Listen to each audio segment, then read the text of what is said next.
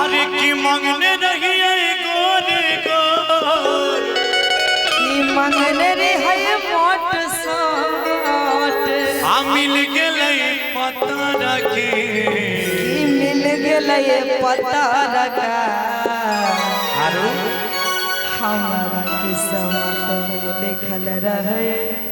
यह लड़का कि हमारा किस्मत में लिखल रहे लड़की कि केना के बतैया कि हमर जिंदगी तबाह भेलै केना बतैया कि हमर जिंदगी तबाह भेलै हमरा फुटल किस्मत के दोष के उषा यादव से हमर बियाह भेलै एगो जोरदार ताली। हाँ अब आइए अब इनसे कुछ हम कहेंगे ये हमसे कहेंगे फिर उसके बाद म्यूजिक से आइएगा सुशील भैया।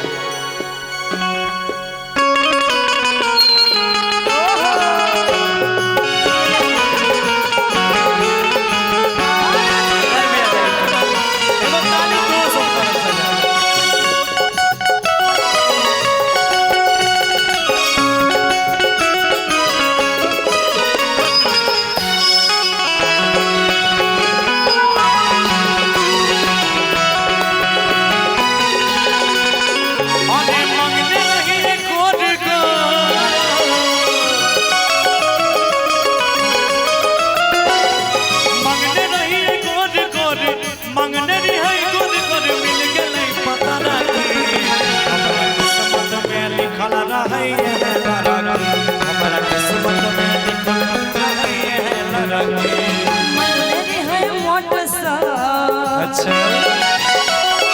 मंगने रे है मोट सोट मंगने रे है मोट सोट मिल गेलै पता लगा ए हो किस्मत में लिखल रहे यह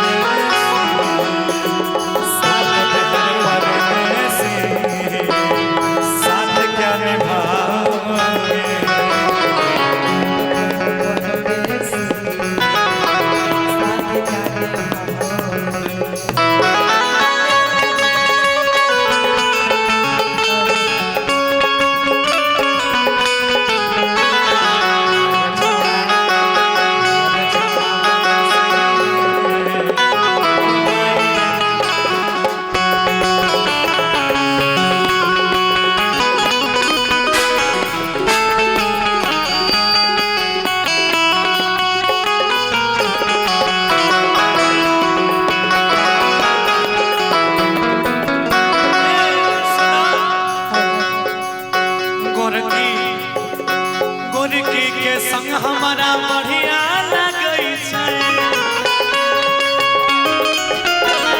हमर मौगी बकरिया लगै छै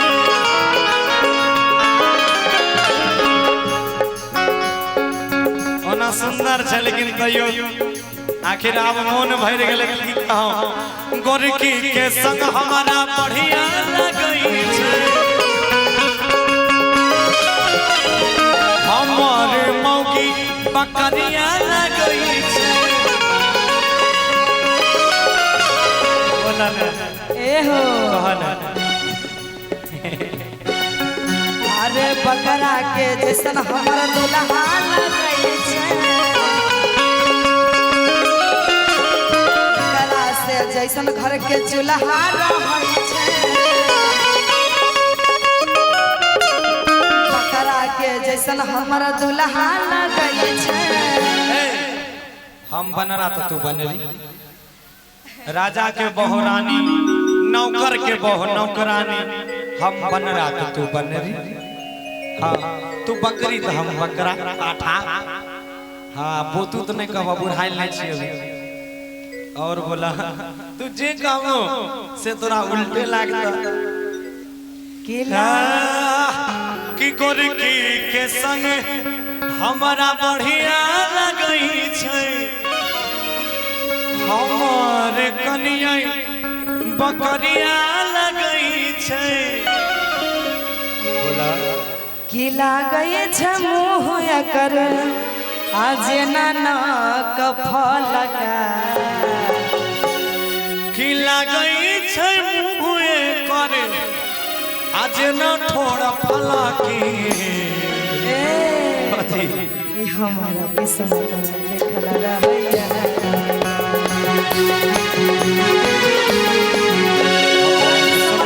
लिखल रहैया लड़का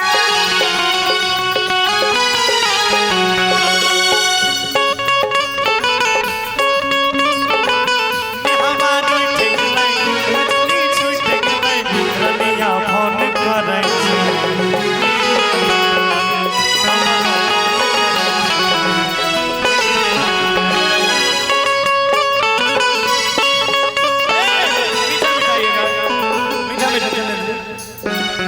ममता रुठ गेले उषा सैट गेले पहले ममता माइक साथ दुनिया भर के गाना आवे तो वही बनाई छे ममता रुठ गेले उषा सैट गेले और की सुमन सोना फोन करे छे की करे हमरो मन करे छे की करे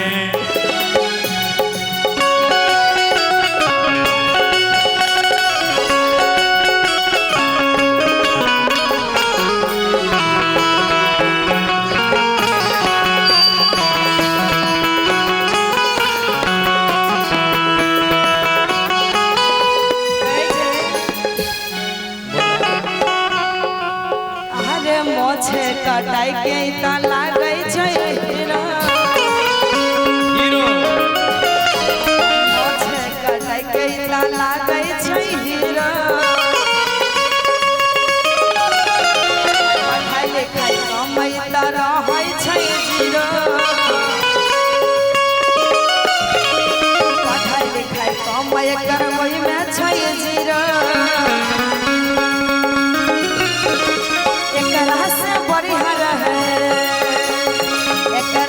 साए हमर करगा पहले से सही रहता